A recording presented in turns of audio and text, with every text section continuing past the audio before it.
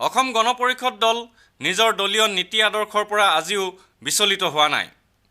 গুৱাহাটীৰ দলীয় মুখ্য কাৰ্যালয়ত অনুষ্ঠিত এখন সংবাদমেলত এই কথা প্ৰকাশ কৰে দলটোৰ সভাপতি প্ৰফুল্ল কুমাৰ মহন্তই। অসম গণ পৰিষদৰ চৰকাৰে কেন্দ্ৰৰ পৰা অনা সুবিধাসমূহৰ ফল কংগ্ৰেছ দলে এতিয়া ভোগ কৰিছে বুলিও শ্ৰী মহন্তই মন্তব্য কৰে। কংগ্ৰেছ দল তথা চৰকাৰক সমালোচনা কৰি প্ৰাক্তন মুখ্যমন্ত্ৰীজনে কয়, বহু বছৰ শাসন কৰা কংগ্ৰেছৰ উন্নয়নমূলক আঁচনিৰ তুলনাত অৰ্থনৈতিক ভেটি সুদৃঢ় কৰিবৰ কাৰণে দিল্লী চৰকাৰৰ পৰা যথেষ্টখিনি সুবিধা আদায় কৰিব পাৰিছে। আজি এই সুবিধাসমূহৰ ওপৰত ভৰ দি আজি কংগ্ৰেছে ঢাক ঢোল বজাইছে। অগপৰ দিনত কৰ্মচাৰীয়ে দৰমহা নোপোৱাটো মিছা আৰু কংগ্ৰেছ দলৰ অপশাসনক সমালোচনা কৰি শ্ৰী মহন্তই কয়, অসমৰ কৰ্মচাৰী পে' কমিশ্যনৰ জৰিয়তে দৰমহা বঢ়াই দিয়া হৈছিল।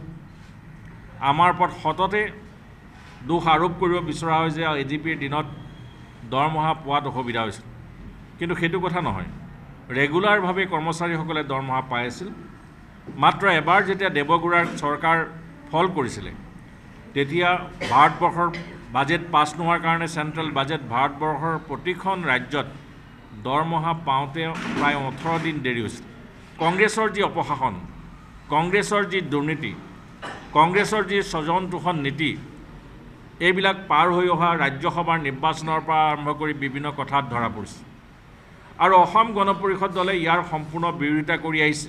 অগপ দলটোলৈ নতুন প্ৰজন্ম অহা নাই বুলি উঠা অভিযোগ সম্পৰ্কে প্ৰতিক্ৰিয়া প্ৰকাশ কৰি প্ৰাক্তন মুখ্যমন্ত্ৰীজনে কয়, নহওক কিয় আজি অসম গণ পৰিষদ দলত নতুন প্ৰজন্মক অহা নাই বুলি বহুতে অপপ্ৰচাৰ চলাইছে।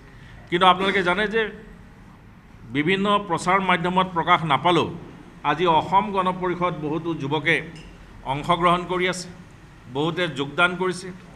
গোৱালপাৰাত আজি অলপ দিন আগত প্ৰায় 200জন যুৱকে জইন কৰিছে আৰু বিভিন্ন জিলাত আমাৰ যুৱকসকলে যোগদান কৰি আছে।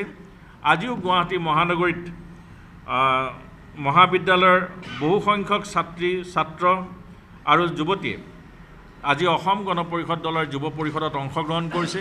দলটোৰ কেইবাজনো জ্যেষ্ঠ নেতা দলৰ পৰা ওলাই যোৱাত দুখ প্ৰকাশ কৰাৰ লগতে সমালোচনাও কৰি সভাপতিজনে কয়, এজন সদস্য ওলাই গ'লেও দলটোৰ যথেষ্ট ক্ষতি হয় বুলি আমি অনুভৱ কৰোঁ।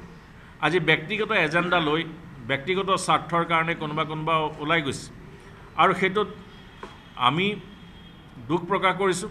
আমি সকলোকে লৈ আমি আগবাঢ়ি যাব বিচাৰোঁ, কিন্তু কোনোবাই যদি নিজা এজেণ্ডাত ওলাই যায় দলটোৰ পৰা অধিক কিবা পোৱাৰ আশাত, তেতিয়া আমাৰ ক'ব লগা আৰু একো কথা নাথাকে। আনহাতে আগন্তুক লোকসভাৰ নিৰ্বাচনত কোন দলৰ লগত মিত্ৰতা কৰিব সেই সম্পৰ্কে স্পষ্ট মত প্ৰকাশৰ পৰা বিৰত থাকে আঞ্চলিক দলটোৰ সভাপতিজন। ভিডিঅ' জাৰ্নেলিষ্ট সুশান্ত দাসৰ সৈতে অমৰদীপ গগৈ, চেণ্টিনেল নিউজ, গুৱাহাটী।